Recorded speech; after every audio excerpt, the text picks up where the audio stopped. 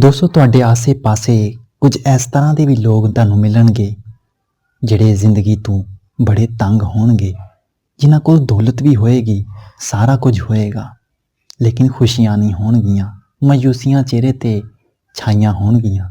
ਕੁਝ ਇੱਦਾਂ ਦੇ ਵੀ ਲੋਕ ਹੋਣਗੇ ਜਿਨ੍ਹਾਂ ਦੇ ਵਿਹੜੇ ਵੀ ਕਣੀਆਂ ਥੋੜ੍ਹੀਆਂ ਜਿਹੇ ਪੈ ਜਾਣ ਅਤੇ ਉਹ ਖੁਸ਼ੀ ਨਾਲ ਖਿਲਖਿਲਾ ਉੱਠਦੇ ਨੇ, ਸ਼ੁਕਰਗੁਜ਼ਾਰ ਹੁੰਦੇ ਨੇ, ਆਪਣੇ ਰੱਬ ਦੇ ਸਾਹਮਣੇ ਸਜਦਾ ਕਰਦੇ ਨੇ।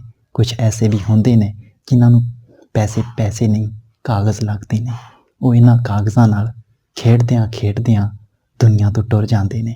ਅਤੇ ਕੁਝ ਇਸ ਤਰ੍ਹਾਂ ਦੇ ਵੀ ਹੁੰਦੇ ਨੇ ਜਿਨ੍ਹਾਂ ਕੋਲ ਹੁੰਦਾ ਕੁਝ ਵੀ ਨਹੀਂ ਹੈ, ਲੇਕਿਨ ਖੁਸ਼ੀਆਂ ਦੇਣ ਵਾਸਤੇ ਕੁਝ ਅਹਿਸਾਸ ਹੁੰਦੇ ਨੇ, ਕੁਝ ਅੱਛੇ ਪਲ ਹੁੰਦੇ ਨੇ, ਉਹ ਲੋਕਾਂ ਨੂੰ ਦਿੰਦੇ ਨੇ, ਉਹ ਵੰਡਦੇ ਨੇ। ਜਦੋਂ ਉਹ ਦੁਨੀਆ ਤੋਂ ਟੁਰ ਜਾਂਦੇ ਨੇ ਤਾਂ ਲੋਕ ਸਿਰਫ ਇੰਨਾ ਜ਼ਰੂਰ ਕਹਿੰਦੇ ਨੇ ਉਹਨਾਂ ਬਾਰੇ ਕਿ ਯਾਰ ਹੈ ਕੁਝ ਨਹੀਂ ਸੀ, ਲੇਕਿਨ ਬਹੁਤ ਕੁਝ ਹੈ ਸੀ ਉਹਦੇ ਵਿੱਚ, ਬੜੀਆਂ ਅੱਛੀਆਂ ਯਾਦਾਂ ਛੱਡ ਕੇ ਗਿਆ। ਕੁਝ ਐਸੇ ਵੀ ਹੁੰਦੇ ਨੇ ਦੋਸਤੋ ਜਿਨ੍ਹਾਂ ਕੋਲ ਦੌਲਤ ਵੀ ਹੁੰਦੀ ਹੈ, ਉਹ ਦੌਲਤ ਨਾਲ ਬਹੁਤ ਕੁਝ ਹਾਸਲ ਵੀ ਕਰ ਲੈਂਦੇ ਨੇ, ਲੇਕਿਨ ਉਹ ਚਾਅ, ਉਹ ਸਕੂਨ, ਉਹ ਖੁਸ਼ੀ ਨਹੀਂ ਮਿਲਦੀ।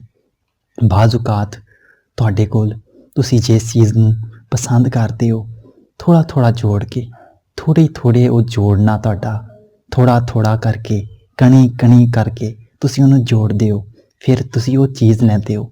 ਉਹਦਾ ਆਪਣਾ ਹੀ ਸਵਾਦ ਹੁੰਦਾ ਹੈ, ਉਹਦਾ ਆਪਣਾ ਹੀ ਮਜ਼ਾ ਹੁੰਦਾ ਹੈ।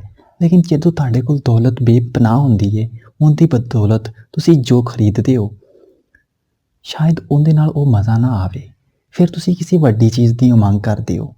ਇਹ ਖਵਾਹਿਸ਼ਾਂ ਇਸ ਤਰ੍ਹਾਂ ਹੀ ਵੱਧਦੀਆਂ ਜਾਂਦੀਆਂ ਨੇ, ਇਹ ਖਵਾਹਿਸ਼ਾਂ ਕਦੀ ਘਟਦੀਆਂ ਨਹੀਂ। ਹਾਂ, ਅੱਜ ਜਿਹੜੀ ਛੋਟੀ ਚੀਜ਼ ਤੁਹਾਨੂੰ ਪਸੰਦ ਸੀ, ਕੱਲ੍ਹ ਨੂੰ ਤੁਸੀਂ ਉਸ ਕਿਸੇ ਵੱਡੀ ਚੀਜ਼ ਨੂੰ ਪਸੰਦ ਕਰੋਗੇ, ਪਰਸੋਂ ਨੂੰ ਕਿਸੇ ਹੋਰ ਚੀਜ਼ ਨੂੰ ਪਸੰਦ ਕਰੋਗੇ। ਇੱਕ ਚੀਜ਼ ਜਦੋਂ ਤੁਹਾਨੂੰ ਇੱਕ ਦਫਾ ਮਿਲ ਜਾਂਦੀ ਹੈ, ਦੁਬਾਰਾ ਜਦੋਂ ਉਹ ਮਿਲਦੀ ਹੈ ਨਾ, ਉਹਦੇ ਵਿੱਚ ਉਹ ਜਿਹੜਾ ਪਹਿਲੇ ਵਰਗਾ ਮਜ਼ਾ ਨਹੀਂ ਰਹਿ ਜਾਂਦਾ। ਪਰ ਇਹ ਚੀਜ਼ ਜ਼ਰੂਰ ਹੈ ਕਿ ਜਿਹੜਾ ਇਨਸਾਨ ਸ਼ੁਕਰਗੁਜ਼ਾਰ ਹੁੰਦਾ ਹੈ, ਉਹ ਰਾਜ਼ੀ ਰਹਿੰਦਾ ਹੈ, ਖੁਸ਼ ਹੁੰਦਾ ਹੈ ਹਰ ਹਾਲ ਵਿੱਚ, ਕਿ ਜਿਸ ਹਾਲ 'ਚ ਵੀ ਹਾਂ ਖੁਸ਼ ਹਾਂ, ਆਪਣੀ ਜ਼ਿੰਦਗੀ ਤੋਂ ਸੈਟਿਸਫਾਈਡ ਹਾਂ, ਕਿ ਮੈਂ ਜੀਣਾ ਚਾਹੁੰਦਾ ਵਾਂ। ਕੁਝ ਲੋਕ ਦੌਲਤ ਲੈ ਕੇ ਵੀ ਉਹ ਰੋਬੋਟ ਬਣ ਜਾਂਦੇ ਨੇ, ਉਹ ਸਿਰਫ ਹਰ ਵਕਤ ਪੈਸੇ ਨੂੰ ਹਾਸਲ ਕਰਨ ਵਾਸਤੇ ਜੁਸਤਜੂ ਕਰਦੇ ਨੇ। ਇਹ ਦੌਲਤ, ਇਹ ਪੈਸਾ, ਇਹ ਸਾਰਾ ਕੁਝ ਹੁੰਦਾ ਤਾਂ ਹੈ, ਲੇਕਿਨ ਇਹਨਾਂ ਵਿੱਚ ਖੁਸ਼ੀਆਂ ਨਹੀਂ ਹੁੰਦੀਆਂ। ਖੁਸ਼ੀਆਂ ਤਾਂ ਤੁਹਾਨੂੰ ਲੋਕਾਂ 'ਚ ਹੀ ਮਿਲਣੀਆਂ ਨੇ। ਅਗਰ ਪੈਸਾ ਹੋਵੇ, ਦੌਲਤ ਹੋਵੇ, ਸਕੂਨ ਹੋਵੇ, ਤੇ ਸਕੂਨ ਨੂੰ ਆਪਾਂ ਕੀ ਕਰਨਾ ਹੈ, ਉਹਨੂੰ ਕਿਹੜੇ ਚੁੱਲ੍ਹੇ 'ਚ ਬਾਲਣਾ ਹੈ? ਸਕੂਨ ਤਾਂ ਤੁਹਾਨੂੰ ਤਾਂ ਮਿਲੇਗਾ ਜਦੋਂ ਤੁਸੀਂ ਕਿਸੇ ਵਾਸਤੇ ਖੁਸ਼ੀ ਦਾ ਜ਼ਰੀਆ ਬਣੋਗੇ, ਕਿਸੇ ਦੇ ਸਿਰ ਦੇ ਉੱਤੇ ਹੱਥ ਰੱਖੋਗੇ, ਕਿਸੇ ਦੀ ਮੁਸਕਾਨ ਬਣੋਗੇ, ਕਿਸੇ ਵਾਸਤੇ ਕੁਝ ਕਰੋਗੇ। ਮੇਰੇ ਖਿਆਲ 'ਚ ਤੁਸੀਂ ਰੋਬੋਟ ਬਣ ਕੇ ਜ਼ਿਆਦਾ ਅਰਸਾ ਜ਼ਿੰਦਾ ਨਹੀਂ ਰਹਿ ਸਕਦੇ। ਤੁਸੀਂ ਕੁਝ ਅਰਸੇ ਬਾਅਦ ਜਾਂ ਤਾਂ ਉਕਤਾ ਜਾਓਗੇ ਜਾਂ ਦੁਨੀਆ ਤੋਂ ਟੁਰ ਜਾਓਗੇ।